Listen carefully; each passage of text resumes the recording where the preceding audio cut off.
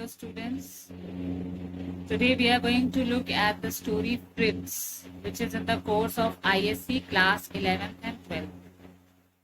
And Fritz is the second story in the book of Ecos. It was written by Satyajit Ray, but actually it was written in Bengali by Satyajit Ray. The English version that we are studying at school has been written by Gopa Majumdar. This story contains a slight tinge of horror also. And it is actually a story of a doll, a Swiss, which was given to the main character of the story, Jayanto, by his uncle. And it was actually a figure of an old man. But Shankar had developed a liking for this doll and he started having conversation with this doll. He actually devoted all his time to this doll only. But later on, this doll was, you can say, battered, brutally battered by a couple of stray dogs who had a tug of war with the doll. And then he had buried it under the Devdar tree. This incident happened when he was 6 years of age, but later on, after 31 years, when he returns back to Bundi, where this incident had taken place, he actually recalls the previous incident, and then he had come with his friend Shankar to Bundi. So when one day he was feeling that something is moving on his chest at night, so he had an intuition that it was the doll, Fritz, that was walking on his chest. So in order to remove all his illusions and the frightened views that he had in mind, his friend Shankar suggested that they should dig up the Devdar tree. And last of all, what they found under the Devdar tree was a human skeleton, which was exactly the same size as that of the doll. So now let's read the story. Let's see step by step all the sequences we have to study in the story. So in Fritz we are going to study. After having started at Jayanto for a whole minute, I could not help asking him, "Are you well? You seem to be in low spirits today." I must tell you one thing that Jayanto in this story was an editor of a newspaper. He was working in the editorial division of that newspaper, while his friend Shankar was a school teacher and they both were close friends. So the story opens up with Jayanto asking, with Shankar asking Jayanto, you do not seem to be in a good mood. You are not well. So Jayanto quickly lost his slightly preoccupied air, gave me a boyish smile and said, "No, on the contrary, I am feeling a lot better. This place is truly wonderful." So Jayanto then he comes out of his thoughts in which he was pre-engaged, and then he says, "No, on the contrary, I am feeling much better here in Bundi, and this place is truly wonderful." "We have been here before. Didn't you know how good it was?" Shankar asked him that you have been here before also, so didn't you ever experience that it was a good place? I had nearly forgotten Jayanto's side. Why? Because Jayanto had come 31 years later to Mumbai, so he said that nearly I have forgotten everything about this place. Now some of my memories are coming back slowly. The bungalow certainly appears unchanged. I can even recognize some of the old furniture, such as these cane chairs and tables. He says now gradually my memories are coming back and I can recognize some of the old things over here, especially these cane chairs and tables, which were there when I was 31 years ago here. The bearer came in with tea and biscuits on a tray I pulled. And by the time they were talking, then a bearer came with a tray having biscuits and tea. "When did you come here last?" 31 years ago. I was 6 then. When Shankar asked him, "When did you come here last?" he told that 31 years ago when I was 6 years old. We were sitting in the garden of the circuit house in Bundi. We had arrived only that morning. Jayanta and I were old friends. We had gone to same school and college. He now worked in editorial division of a newspaper and I taught in a school. Although we had different kinds of jobs, it had not made any difference to our friendship. We had been planning a trip to Rajasthan for quite some time. The main difficulty lay in both of us being able to get away together. That had at last been made possible. So this time they were sitting in a garden in front of the circuit house and they were having tea in front of that circuit house. And as I told you in the beginning that Jayanto was an editor in editorial division of a newspaper and Shankar was a school teacher. They had been close friends and they had gone to same college and school since childhood. So they had been planning a long trip to Rajasthan, but they could not decide where to go. They had several options. Generally, the people they go to Udaipur, Chittor, Jaipur when they go to Rajasthan. But Jayanto had chosen Bundi, so they had come here. I had no objection for having read Tagore's poem, The Fort of Bundi. I was certainly familiar with the name of the place and felt a pleasurable excitement at the prospect of actually seeing the fort. When Jayanto told him that I would like to go to Bundi, he was talking about Bundi, then Shankar had no objection. He said that he had read about Tagore's poems, The Fort of Bundi, so he was much excited that he would actually be paying a visit to the fort of Bundi. Not many people came to Bundi, but that did not mean that there was not much to see there. Although many of the people, they always, for a trip, decided to go to places like Udaipur, Udaipur, Chittor, and so on. But it didn't mean that Bundi had nothing to look at. It could be that from the point of view of historian, Udaipur, Jodhpur, and Chittor had a lot more to offer, but simply as a beautiful place, Bundi was perfect.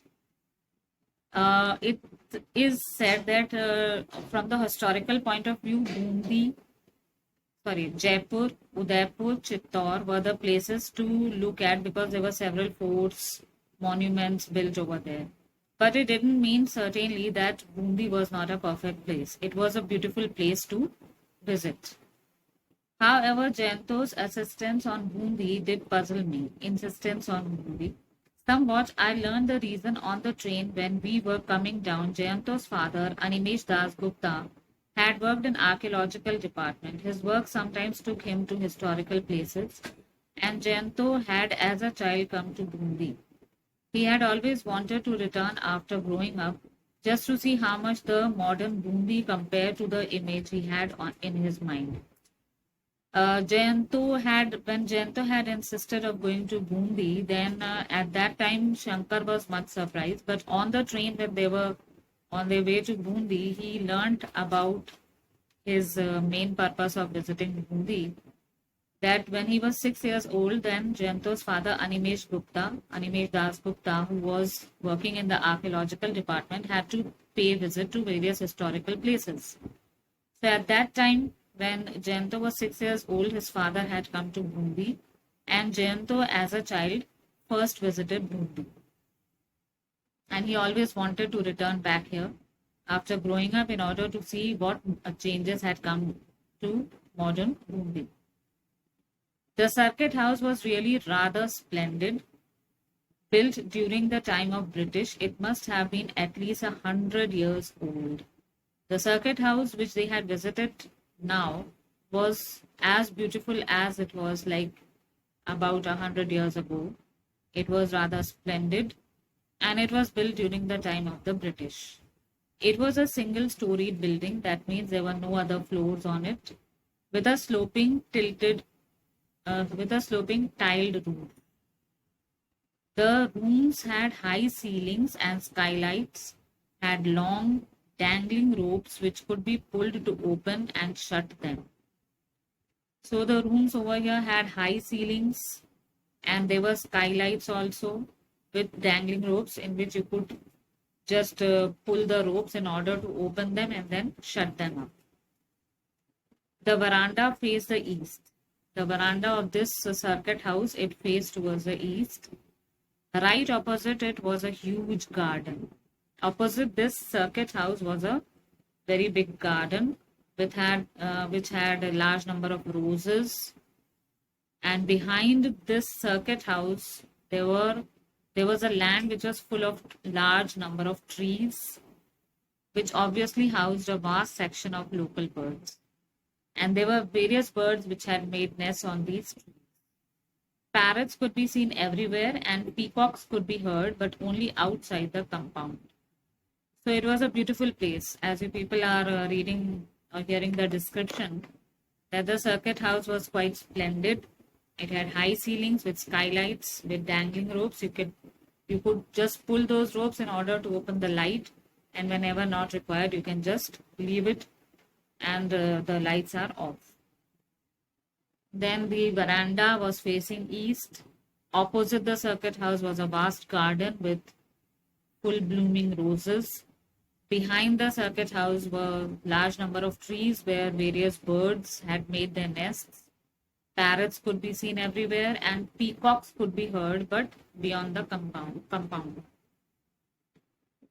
And we had already seen on sightseeing tour of the town, the famous fort of Bundi was placed amidst the hills. We had seen it from a distance at day, but decided to go back to take a closer look. Now here they are saying that when they were taking a simple tour around the town, they had seen the fort of Bundi, which was placed amidst the hills, and it looked beautiful. But they had seen it from a distance, so they decided to again visit it the next day. The only reminders of the modern times were the electric poles. And otherwise it seemed as though we were back in the old Rajputana. That means nothing had changed much in that town of Bundi. Only the modern effect was there were electric poles at several places. Otherwise, it seemed as if they were back to the old times of the Rajputana. The streets were cobbled. The houses had balconies jutting out from the first floor. The carvings done on these and the wooden doors bore evidence of the work of master craftsmen. It was difficult to believe we were living in the age of machines. So the roads that were made were cobbled, having small, you can say, stones. And the houses had balconies which were just, you can say, projecting out of the first floor. There were several carvings on the doors and windows, and it showed that it was a work of a master craftsman done with his hand only. So looking at all these things, they were reminded that still no changes had come to Bundi, and it didn't seem to them that they were living in the modern times. I noticed Jayanto had turned rather quiet after arriving in Bundi. When they both received Bundi, they both had arrived Bundi. So this Shankar had seen that Jayanto had become quiet. He didn't speak a lot. Perhaps some of his memories had returned. Maybe some of his memories were being recalled. It is easy enough to feel a little depressed when visiting a place one may have seen as a child. Besides, Jayanto was certainly more emotional than most people. Everyone knew that. So obviously it was obvious for Shankar that he seemed to understand maybe Jayanto is feeling quite depressed to visit a place where he had spent his childhood. And Jayanto was a more emotional person than any other person. And everyone knew that he was quite emotional. Whenever he used to see some things which were nostalgic, he used to be quite emotional. He put his cup down on the table and said, "You know, Shankar, it is really quite strange. The first time I came here, I used to sit cross-legged on these chairs. It seemed as though I was sitting on a throne. Now the chairs seem both small in size and very ordinary. The drawing room here used to seem absolutely enormous. If I hadn't returned, those memories would have remained stuck in my mind forever." So he said that when they were having a cup of tea, as I told you, they were sitting in front of that circuit house in the garden. So while having a cup of tea, Jayanto said that Shankar, it is now quite strange. When I was small, then I used to sit on these chairs with cross-legged, and it seemed as if I was sitting on a throne. But now I have grown up, so these chairs are so small for me, and they seem to be very ordinary. They do not seem to be throne for me. This drawing room is absolutely, at that time, it seemed to be absolutely enormous. It seemed to be huge because I was a small child then. If I hadn't returned, these memories would have remained stuck in my mind forever. He said that if I hadn't returned here back, these memories would have always remained in my mind, that these chairs seemed to be thrown for me and this drawing room was quite enormous for me. But now, since I have returned back, now these things seem to be very small and ordinary for me. I said, yes, that's perfectly natural. As a child, one is small in size, so everything else seems large. One grows bigger with age, but the size of all other things remains the same, doesn't it? So Shankar replied, yes, it is but obvious when you are a child, you are small in size, so everything seems big. But when you grow up, then the size of the things, they do not grow, they remain the same. We went for a stroll in the garden after tea. Jayanto suddenly stopped walking and said, Devdar. Now they had a slight walk in the garden after having tea. When they were walking, immediately Jayanto stopped and said a word, Devdar. I stared at him. A Devdar tree, it ought to be here somewhere, he said, and began striding towards the far end of the compound. Why did he suddenly think of a Devdar tree? Then Jayanto told him that in this compound somewhere there is a Devdar tree and I must find it out. It must be somewhere here. So finding that Devdar tree, he was looking here and there and moving around the compound. Now Shankar was surprised that why did he take the name of Devdar tree. A Devdar tree, it ought to be here somewhere, he said, and began striding. A few seconds later, I heard his voice exclaiming jubilantly, here it is, exactly where it was before. Now, after he had taken a stride all over the compound, he was able to find that Devdar tree, and he immediately shouted, yes, here it is. It is at the same place where it used to be when I was a child. Of course, it's where it was before, I said. Would a tree go roaming about? For Shankar, it seemed strange that Jayanto was speaking this way. He said that, of course, a tree would never travel. It will remain at the same place. Jayanto shook his head impatiently. No, that is not what I meant. All I meant was that the tree is where I thought it might be. Now, Jayanto gave his own argument. He said, no, I didn't mean that. I wanted to just say that the tree is where I was expecting to find it.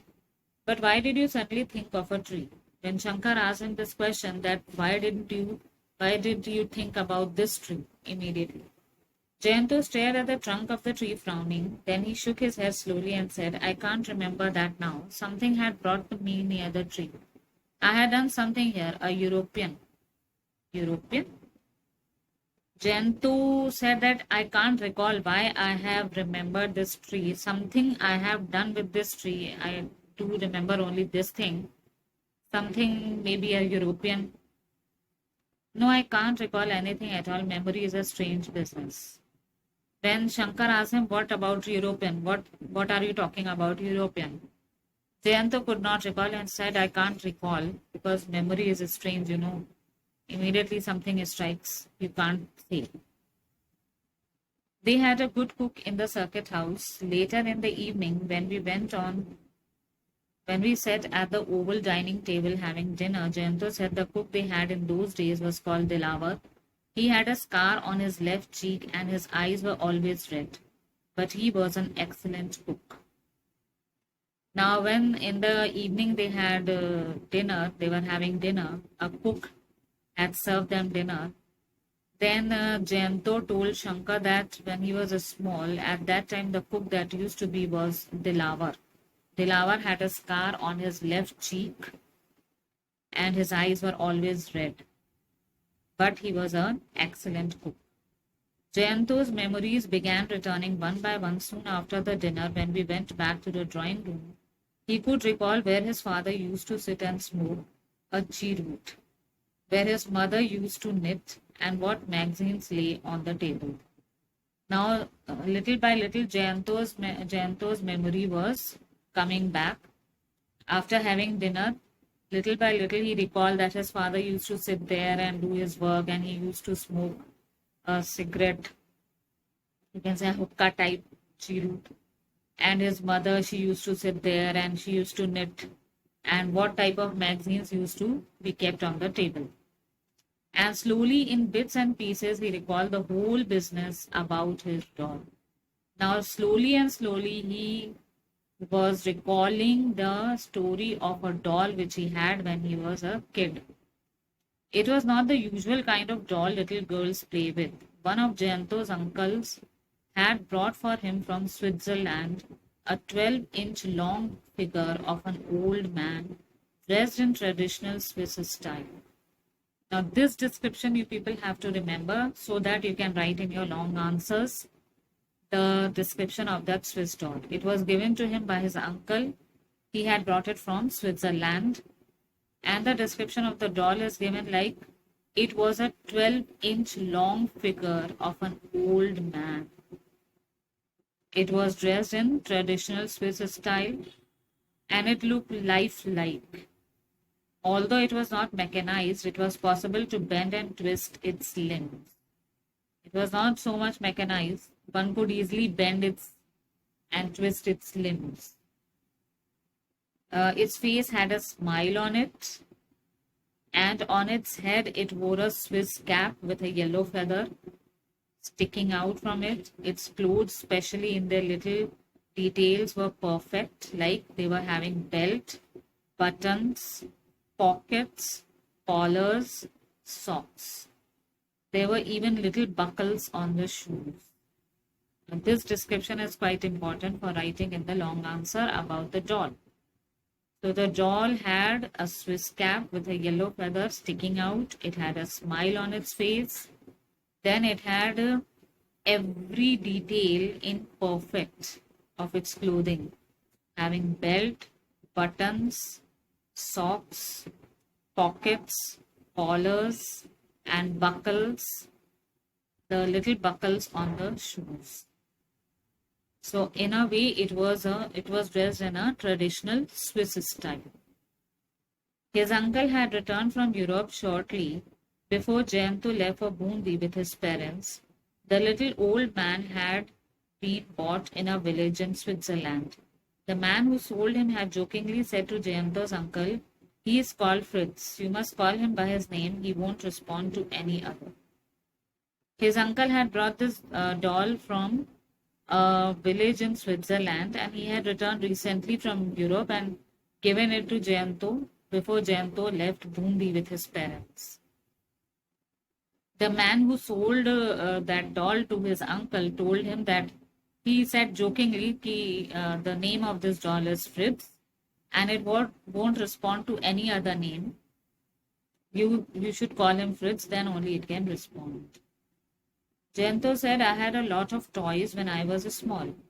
My parents gave me practically everything I wanted, perhaps because I was their only child." So Jayanto told that we were at that time so much well-to-do, from a well-to-do family, that his parents practically gave him everything that was possible to be given to a child because he was the only child. So he had many toys and dolls. I played only with him, but he left all the toys and he played only with that doll. A time came when I began to spend hours just talking to him. Now he became so much habitual speaking to that doll that he used to speak hours and hours with that doll. Our conversation had to be one-sided, of course, but Fritz had such a funny smile on his lips and such a look in his eyes that it seemed to me as though he could understand every word. So he said that although the conversation was one-sided because a doll cannot speak, obviously, but the smile on the lips of Fritz and the eyes They were so funny looking that it seemed that the doll could understand every word of Jento. Sometimes I wondered if he could actually converse with me if I could speak to him in German. He used to think that can I speak in German to that doll if it could understand? Now it seems like a childish fantasy, but at that time the whole thing was very real to me. Jayanta said that presently, if I think about those days, it seems to be a childish fantasy. But now, since the whole thing at that time seemed to be very real to me, my parents did warn me to do overdo things, but I listened to do one. I had not yet been put in a school, so I had all the time in the world of for friends. So he said that my parents used to tell me not to overdo with things, not to spend so much time with that doll. But he couldn't listen them. He didn't listen. He was not at school at that time. So all the time that he had was only for Fritz in the world. Jayanto fell silent. I looked at my watch and realized it was 9:30 p.m. It was very quiet outside. We were sitting in the drawing room of the circuit house and oil lamp burnt in the room. After speaking about the doll, Jayanto, he fell silent. And then Shankar, he looked at his watch. It was precisely 9:30 p.m. at night. And everything was silent outside. An oil lamp was burning in the room. I asked what happened to the doll. Jayanto was still deep in thought. His answer to my question came so late that by that time I had started to think that he had not heard me at all. When Shankar asked him what had happened of that doll, Jayanto did not answer him immediately. He was deeply involved in thought. And he had answered Shankar too late that Shankar by that time had an impression that maybe Jayanto had not listened to me. I had brought it to Bundi. It was destroyed here. Destroyed? How? Jayanto sighed. Now, Jayanto said that I brought the doll to Bundi, but it was destroyed here.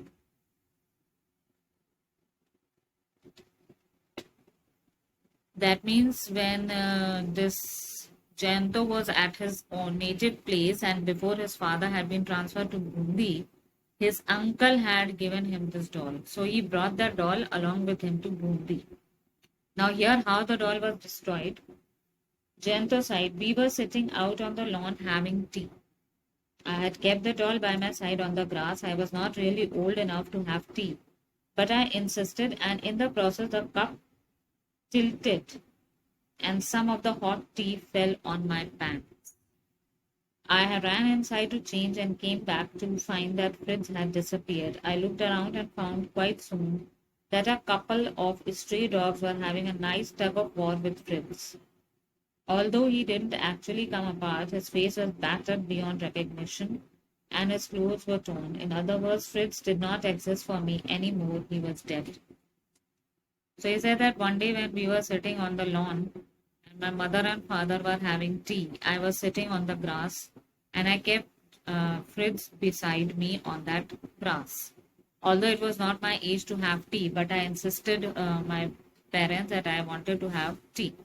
So they had to give me tea. When I was drinking tea, trying to have tea, immediately the cup tilted and his pant it tilted on his pant. So he decided to go inside and change his pant. He kept Fritz on the lawn grass. When he came back, he found that Fritz was not there. So after finding here and there, he found that a couple of stray dogs had a good tug of war. They were just trying to pull Fritz this side, that side, this side, that side. Although the doll was not torn, but the face was completely destroyed. So for Jayanto, the doll had already been destroyed and it didn't exist for him now. For him, the doll was dead. So he had to bury it anyhow. And then Jayanto's story intrigued me. What could possibly happen after that? I arranged his funeral, that's all.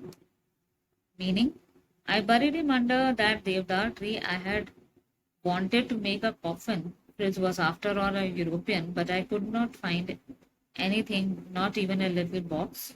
So in the end, I buried him just like that.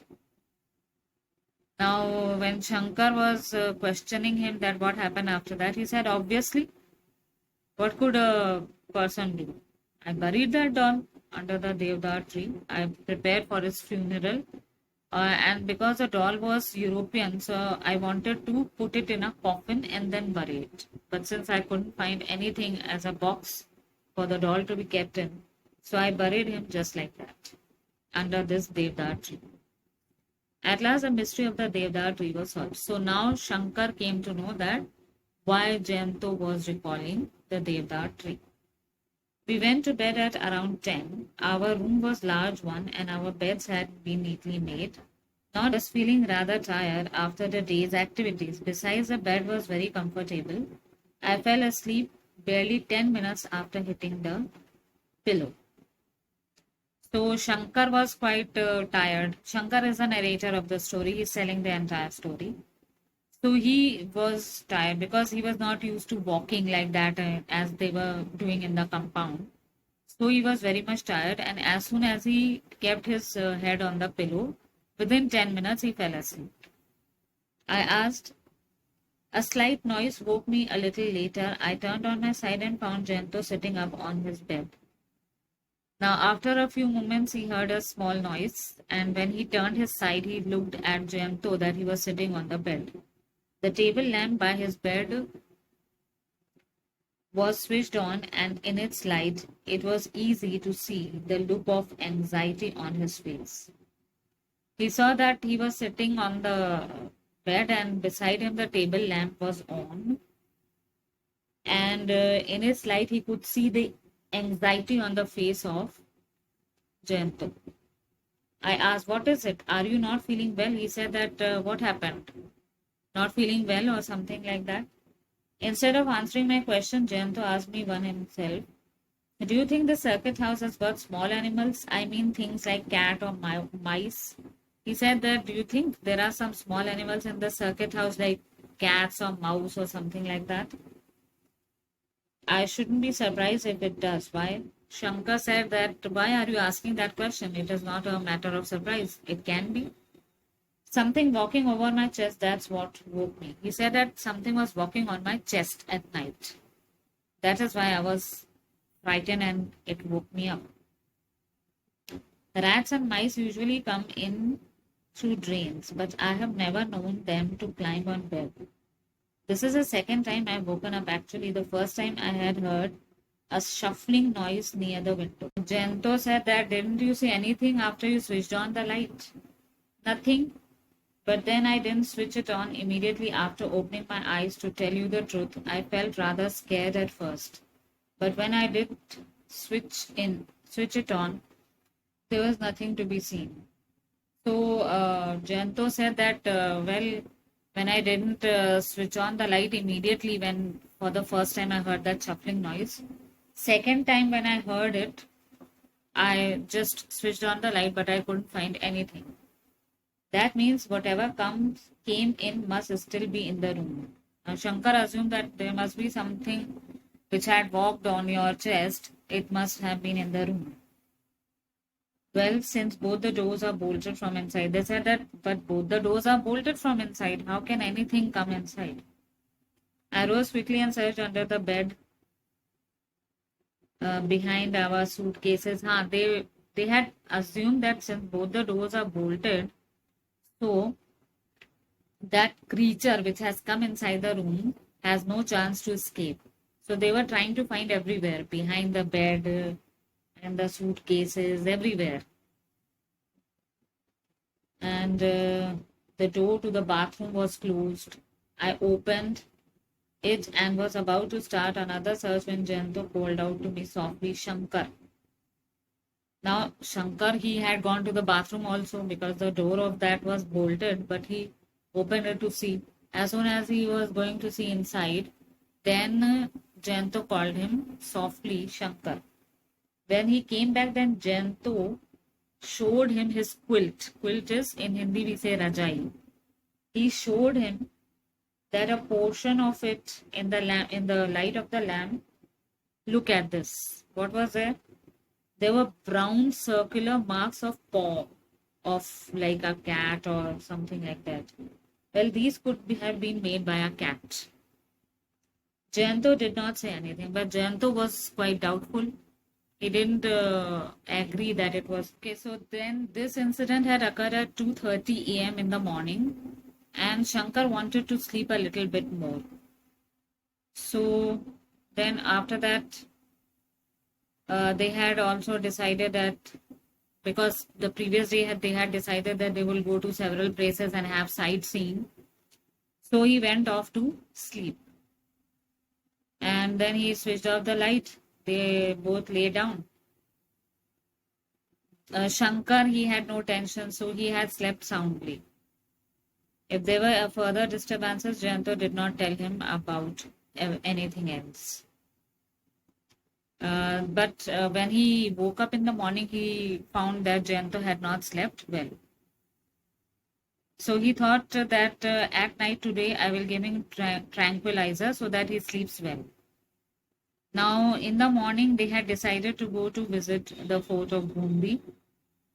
So after finishing their breakfast by 9, they had planned and left for the fort. A car had already been arranged for them, and by 9:30 they reached there. So some of the Jayanto's old forgotten memories began to recall, and fortunately they had nothing to do with his doll. In fact, his youthful exuberance made him think he had forgotten all about him. Now, at this time in the fort of Bundi, he was quite, you can say, excited, very much pleasure finding type of person. So Shankar was happy that Jayanto was not talking about the doll. Within an hour, this enthusiasm began to finish off. And I was so engrossed myself that I did not notice it. Shankar was so much, you can say, enjoying the sightseeing that he didn't notice that now Jayanto had become sad again.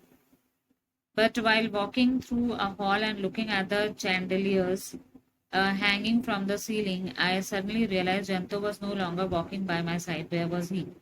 Now, when he was looking at the monuments and he was looking at the chandeliers which were hanging, he was just observing everything. Who Shankar?